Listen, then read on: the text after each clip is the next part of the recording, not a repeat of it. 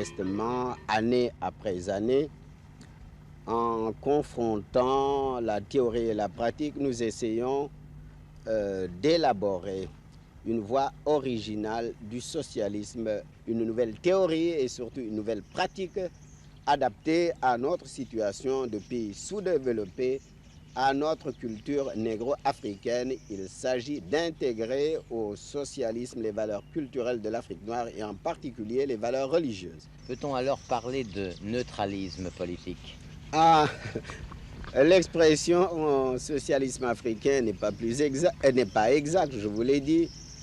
Le mot neutralisme n'est pas non plus exact. Nous ne pouvons pas être neutres. Quand il s'agit de lutter contre le colonialisme, nous ne pouvons pas être neutres. Quand il s'agit de lutter contre le sous-développement, nous ne pouvons pas être neutres.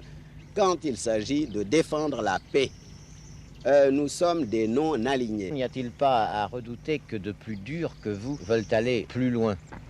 L'opposition est une nécessité. C'est la dialectique de la vie, de l'histoire.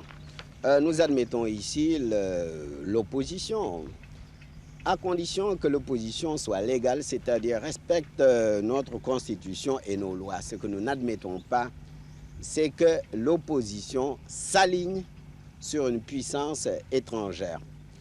Je pense que dans un pays sous-développé, le mieux est d'avoir, sinon un parti unique, du moins un parti unifié, un parti dominant, où les contradictions de la réalité, n'est-ce pas, se confrontent entre elles au sein du parti dominant, étant entendu que c'est le parti qui le tranche.